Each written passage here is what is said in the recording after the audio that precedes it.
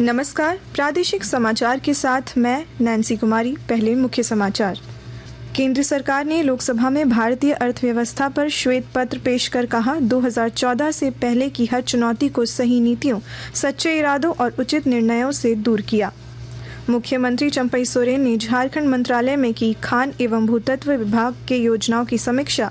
इस महीने के अंत तक 10 खनन ब्लॉक की नीलामी का दिया निर्देश। कृषि मंत्री अर्जुन मुंडा ने प्रधानमंत्री फसल बीमा योजना के अंतर्गत लर्निंग मैनेजमेंट सिस्टम, कृषि रक्षक पोर्टल, हेल्पलाइन और सारथी पहल का किया शुभारंभ। लोकसभा में शून्यकाल के दौरान चतरा सांसद ने उठाया अफीम की खेती नष्ट करने गई पुलिस टीम पर उग्रवादी हमले का मुद्दा। रांची सांसद ने जेएसएससी पेपर लीक मामले को बताया गंभीर मामला। और ईडी ने पूर्व मुख्यमंत्री हेमंत सोरेन के दिल्ली आवास से जब्त कार और चार्टर्ड प्लेन उपलब्ध कराने के मामले में कांग्रेस के सांसद धीरज साहू को जारी किया समन। 10 फरवरी को होगी पूछताछ। और अब समाचार विस्तार से। प्रधानमंत्री नरेंद्र मोदी ने कहा है कि श्रील प्रभुपाद ने वैष्णववाद और भगवान कृष्ण के प्रति प्रेम को पूरी दुनिया तक पहुंचाने में महत्वपूर्ण भूमिका निभाई थी। नई दिल्ली के भारत मंडपम में आज श्रील प्रभुपाद की 150वीं जयंती पर श्री मोदी ने कहा कि उन्हें भी वैष्णव संत चैतन्य महाप्रभु की शिक्षाओं का पालन करके आनंद का अनुभव हुआ है। उन्होंने इस बात पर बल दिया कि इस नए भारत में विकास और भक्ति को साथ साथ देखा जा सकता है। श्री मोदी ने इस अवसर पर श्रील प्रभुपाद के सम्मान में एक स्मारक टिकट और एक सिक्का जारी किया। ईश्वर की भक्ति हमारे ऋषियों का दिया हुआ महान दर्शन है। भक्ति हताशा नहीं, आशा और आत्मविश्वास है।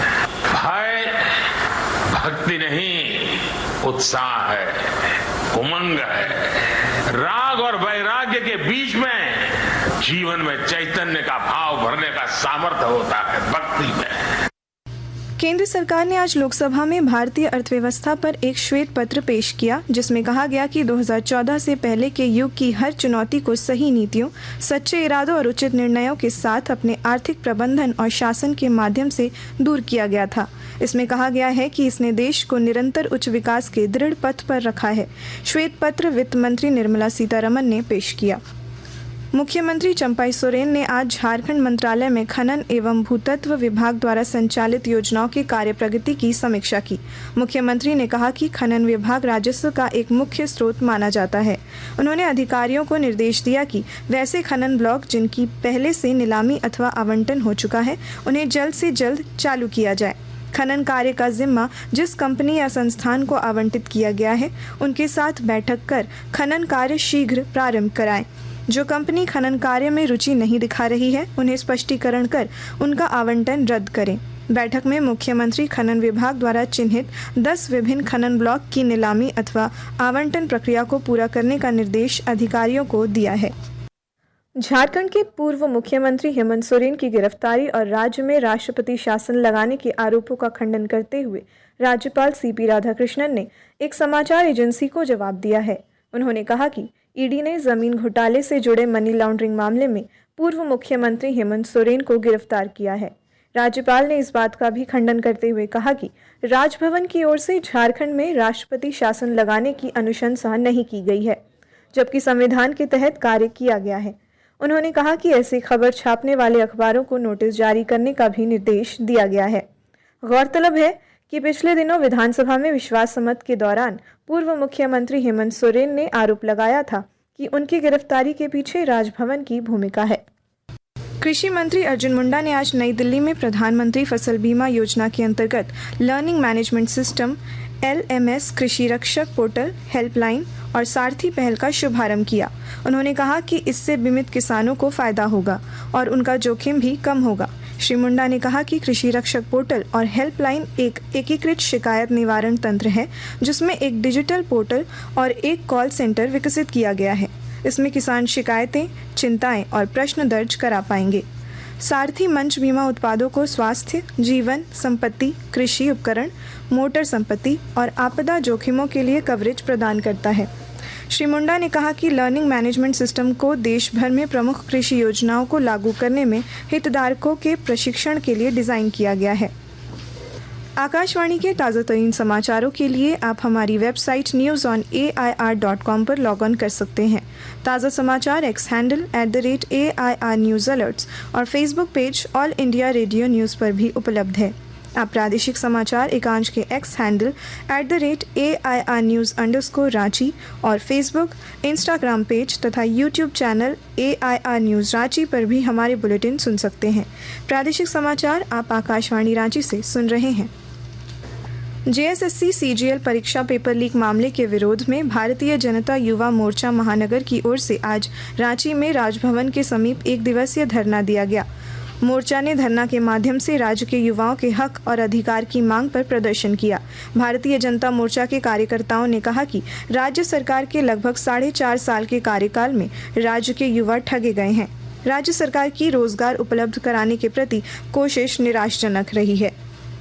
चतरा के सांसद सुनील सिंह ने आज लोकसभा में प्रश्नकाल के दौरान कल जिले में हुई उग्रवादी घटना को उठाया। उन्होंने कहा कि जिले में मादक पदार्थों की खेती बड़े पैमाने पर हो रही है। वन भूमि भी इससे अछूती नहीं है।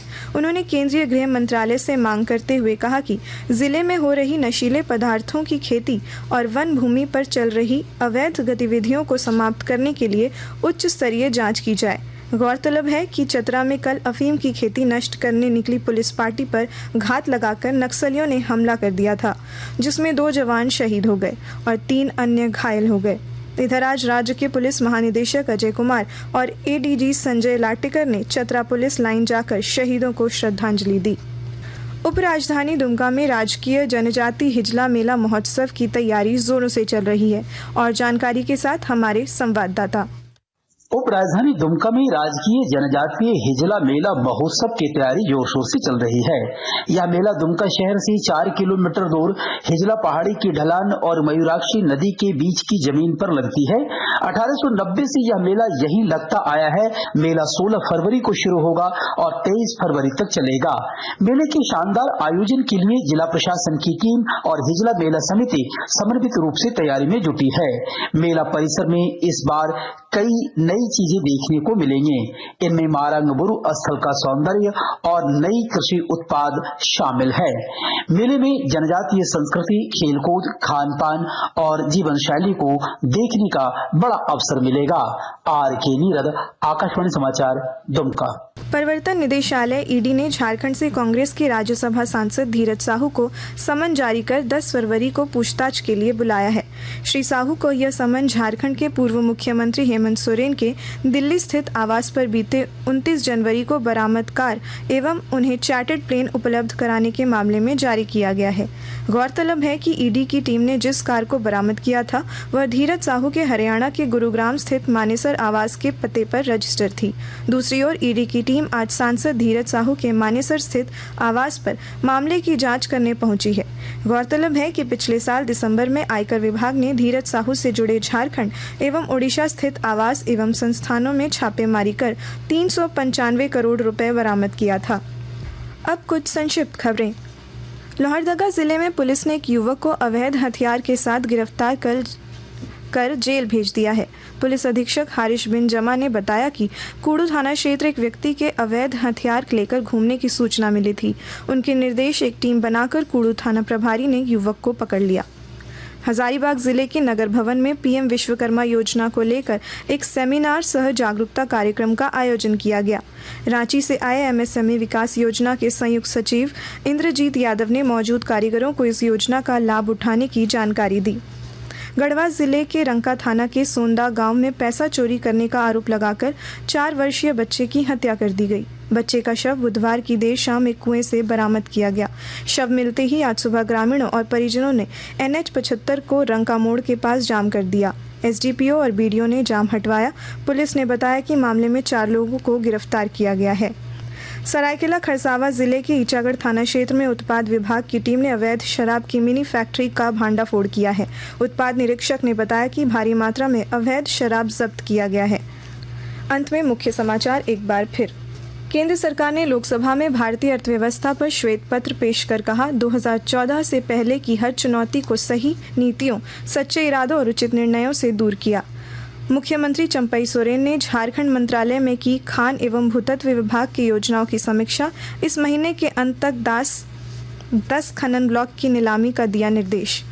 कृषि मंत्री अर्जुन मुंडा ने प्रधानमंत्री फसल बीमा योजना के अंतर्गत लर्निंग मैनेजमेंट सिस्टम, कृषि रक्षक पोर्टल, हेल्पलाइन और सारथी पहल का किया शुभारंभ।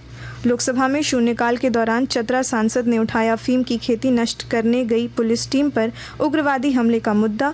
रांची सांसद ने जेएसएससी पेपर लीक मामले को बताया गंभीर मामला। और ईडी ने पूर्व मुख्यमंत्री हेमंत सोरेन के दिल्ली आवास से जब्त कार और चार्टर्ड प्लेन उपलब्ध कराने के मामले में कांग्रेस के सांसद धीरज साहू को जारी किया समन। 10 फरवरी को होगी पूछताछ।